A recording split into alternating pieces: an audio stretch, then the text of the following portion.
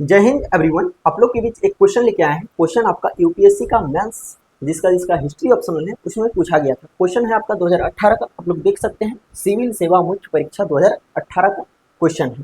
Question क्या बोल रहा है, इसको क्वेश्चन को हम लोग पढ़ते हैं, फिर आप लोग बस सुनिए, समझाने का काम मेरा रहेगा। क्वेश्चन और आंसर दोनों को, और किस तरह करके लिखना है सारे फॉर्मेट बताए जाएंगे। चलो क्वेश्चन को हम लोग पढ़ते हैं और समझते हैं। क्वेश्चन बोल रहा है कि क्या आप इस लोक प्रचलित मत से सहमत हैं कि मौर्यों ने यदि एकात्मक राजतंत्र या फिर एकात्मक राजतंत्र नहीं का मतलब है नहीं बनाया। यहाँ पे बच्चों को फंसाने के लिए बस नहीं लिखा है, इसका मतलब है कि नहीं बनाया, तो भी एकात्मक और अत्यधिक केंद्रीकृत राज्य प्रणाली की स्थापना की थी। ये क्वेश्चन आपको बोल रहा है कि जो मौर्य साम्राज्य था, जो क्या था ना, मौर्य साम्राज्य था, उन्होंने एकात्मक राजतंत्र तो नहीं बनाया, लेकिन फिर भी एकात्मक और अत्यधिक केंद्रीकृत राज्य प्रणाली की स्थापना की थी। ये क्वेश्चन पूछ रहा है। अब देखो इसको हम लोग समझते हैं। लोक प्रचलित मत का मतलब क्या है? लोक प्रचलित मतलब लोगों द्वारा जो बोला जा रहा है, लोगों द्वारा जो बोला जा रहा है उस मत मतलब बातें, तो लोगों द्वारा जो बोला जा रहा है बातें, उससे आप सहमत हैं कि मौर्यों ने, मौर्य साम्राज्य जिसके संस्थापक चंद्रगुप्त मौर्य, चाणक्य की सहायता से मगध की गद्दी पर बैठा था। चलो एकात्मक राजतंत्र नहीं बनाया। एकात्मक राजतंत्र मतलब क्या होता है? एकात्मक का मतलब होता है कि केवल एक ही राजा रहेगा और राजा द्वारा जो जो कहा जाएगा, जो जो धर्म को माना जाएगा। मान के चलो कि मौर्य वंश के संस्थापक हैं चंद्रगुप्त मौर्य। अब चंद्रगुप्त मौर्य जिस धर्म को मानेंगे उसी धर्म को उनके प्रजाओं को भी मानना पड़ेगा, और मौर्य जो बोलेंगे वैसे ही करना पड़ेगा प्रजाओं को भी। ये होता है एकात्मक राज्य। नहीं था, ये क्वेश्चन में ही बता रहा है। तो भी एकात्मक राज और अत्यधिक केंद्रीकृत था। एकात्मक राज का मतलब क्या होता है? एकात्मक राज का मतलब होता है कि जो शासन चलेगा सिर्फ एक जगह से चलेगा, और अत्यधिक केंद्रीकृत मतलब सबसे ज्यादा केंद्र पर ही निर्माण किया जाएगा। जैसे कि अभी हम लोग बात करेंगे भारत की, तो भारत कैसा है? तो अत्यधिक केंद्रीकृत है, यानी जो बड़े बड़े फैसले लिए जाते हैं मोदी जी के द्वारा लिए जाते हैं, यानी केंद्र के द्वारा लिए जाता है। केंद्र में भी बैठल को है, बुढ़वा यही बैठल है ना, तो इनके द्वारा लिया जाता है। वही चीज इसमें भी पूछ रहा है कि राज्य प्रणाली की स्थापना की थी। क्वेश्चन समझ में आया हो? इसका हम लोग पोस्टमार्टम ही लिख के लाए हैं, इसको हम पढ़ के सुना देते हैं, समझा तो दिए हैं। चलो प्रश्न का सरल अर्थ यह पूछा जा रहा है कि क्या आप इस लोक प्रचलित सोच से सहमत हैं कि मौर्य समाज ने या फिर मौर्यों ने, दोनों को बोलो। मौर्यों का मतलब होता है पूरे ग्रुप को, और मौर्य साम्राज्य का मतलब भी होता है पूरे ग्रुप के लिए शब्द का प्रयोग। विशेषकर अशोक से लेकर चंद्रगुप्त मौर्य, यानी चंद्रगुप्त मौर्य से लेकर अशोक तक।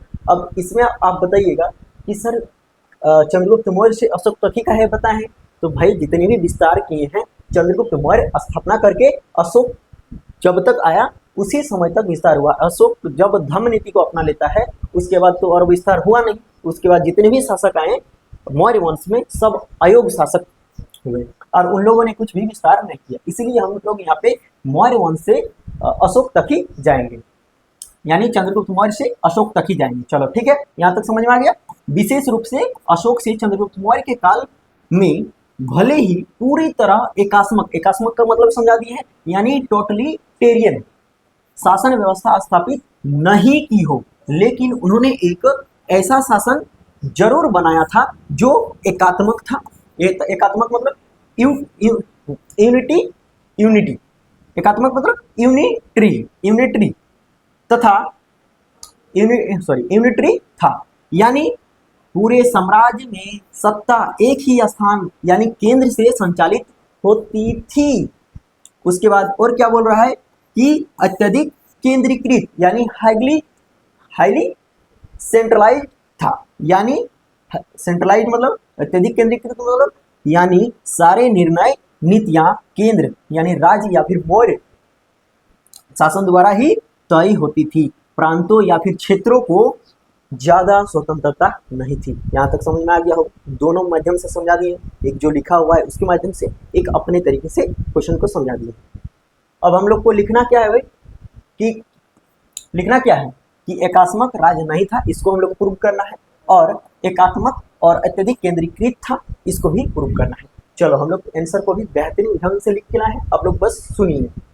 देखिए पहले क्या करना है, पहले परिचय लिखना है, यानी इंट्रो कर देना है किसके बारे में, तो मौर्य साम्राज्य के बारे में इंट्रो कर देना है। किसके बारे में? तो मौर्य साम्राज्य के बारे में। तो मौर्य साम्राज्य कब से कब चला था? तो 321 बीसी से, यहाँ ईस्वा पूर्व कर सकते हैं या फिर बीसी कर सकते हैं, 185 तक चला था।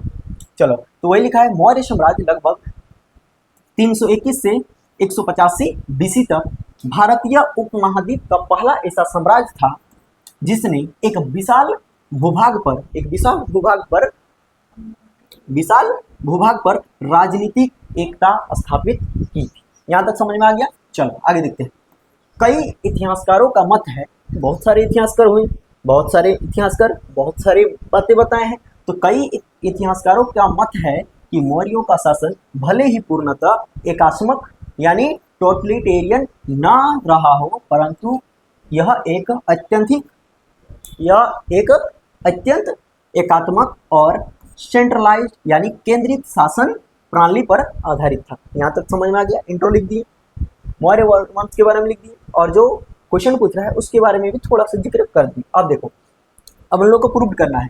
प्रूव क्या करना है भाई? तो एकात्मक और केंद्रीकृत शासन प्रणाली था, उसके पक्ष में तर्क दिया गया है, यानी बातें बताया गया है कि किस तरह हम लोग मान सकते हैं कि एकात्मक था और किस तरह मान सकते हैं कि केंद्रीकृत शासन प्रणाली था। यहाँ पे देखिए, तो कौटिल्य का अर्थशास्त्र, कौटिल्य जो लिखा है अर्थशास्त्र, उससे हम लोग को पता चलता है कि मौर्य शासन में शासन प्रणाली अत्यधिक अनुशासित, संगठित और केंद्रीकृत थी। इसमें बुकवा में लिखल है, बुकवा को पढ़िएगा तो पता चलेगा कि मौर्य शासन जो था वो अत्यधिक क्या था? अनुशासित था, संगठित था और केंद्रीकृत था।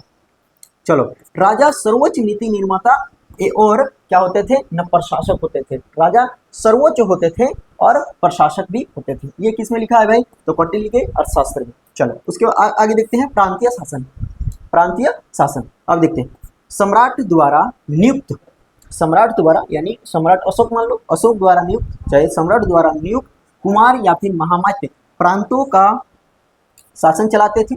जो सम्राट द्वारा नियुक्त होता था और वो क्या करते थे? तो प्रांतों का शासन चलाया करते थे, जिससे स्पष्ट होता है कि शक्ति का स्रोत केवल केंद्र था। अब कैसे केंद्र था भाई? तो प्रांत वाला, अभी मोदी सरकार क्या करते हैं? हर राज्य में मुख्यमंत्री रखे हैं, लेकिन देखते हैं कि कहाँ से हैं? केंद्र से डायरेक्ट। तो वैसे उसी तरह सम्राट द्वारा नियुक्त होता था प्रांतों के लिए, जो प्रांत का शासन चलाते थे। और इससे स्पष्ट क्या होता है कि शक्ति जो था कहाँ पे था? तो केंद्र पर था। दो बात समझ में आ गया? प्रांतों को कोई स्वतंत्र निर्णय लेने की अनुमति नहीं थी। समझ में आ गया? शासन प्रशासन। अब देखते हैं, मतलब प्रांतीय शासन समझ में आ गया। अब देखते हैं राजस्व व्यवस्था या फिर जासूसी तंत्र। तो कर संग्रह, भूमि सर्वेक्षण तथा गुप्तचर व्यवस्था केंद्र से नियंत्रित होती थी। ये सब जितने भी चीजें हैं सब कहाँ से नियंत्रित होती थी भाई? केंद्र से। तो इससे हम लोग को क्या पता चलता है कि ये तो केंद्रीकृत है, और केंद्रीकृत देख रहा है सब जगह केंद्र से ही हो रहा है, तो यानी एकात्मक था। दोनों समझ में आ गया? चलो, यह शासन हर क्षेत्र में केंद्र की गहराई पकड़कर दर्शाता था। यह शासन के हर क्षेत्र में केंद्र की गहराई, मतलब गहरी पकड़ को दर्शाता है। यह क्या करता है? यह जो शासन अभी बताएं, यह क्या करता है?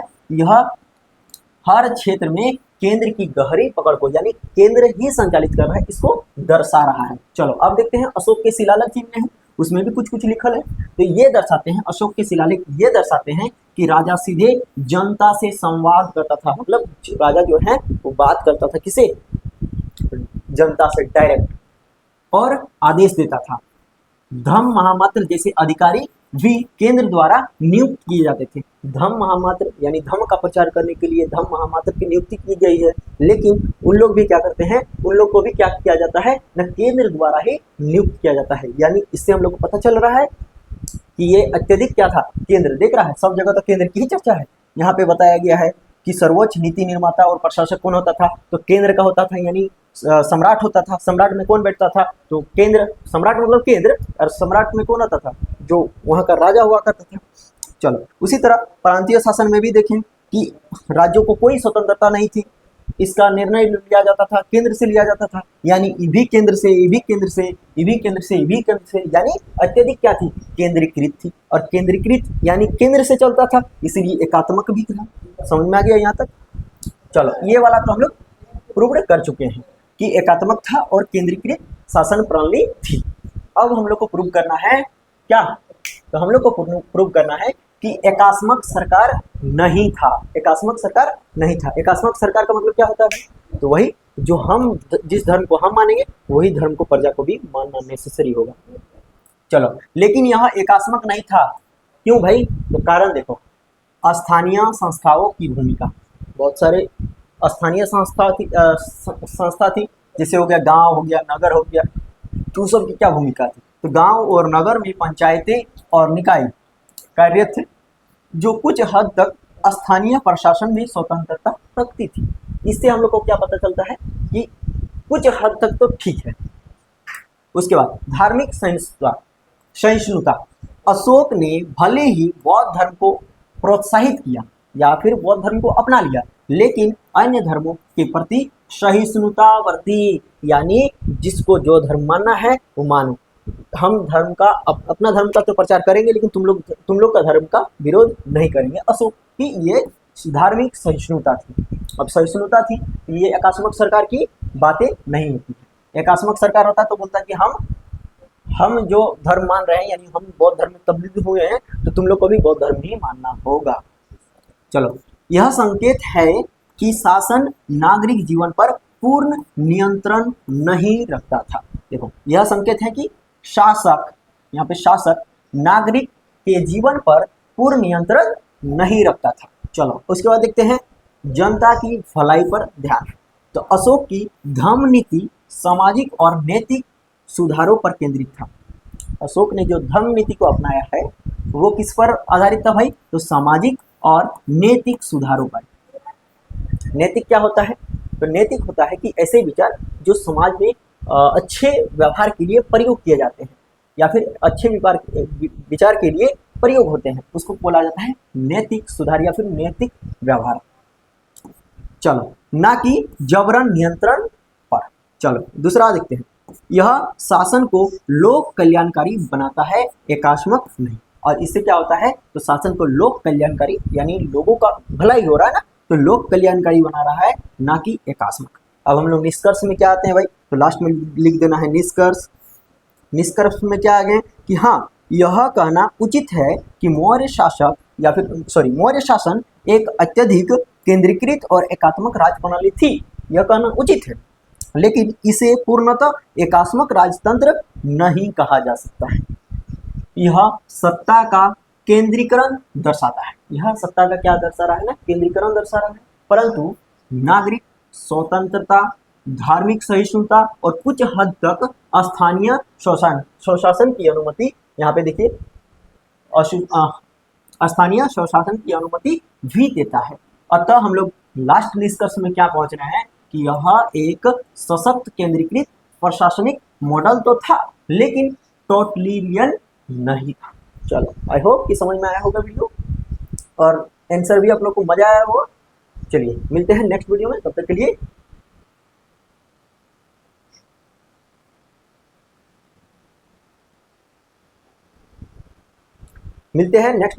के लिए जय हिंद। फिर नेक्स्ट क्वेश्चन लेके आएंगे, बहुत ही मजेदार। आप लोग देखते रहिए और इसको क्या करना है, नोट कर लेना है भाई। अच्छा आंसर है, आप लोग देख सकते हैं।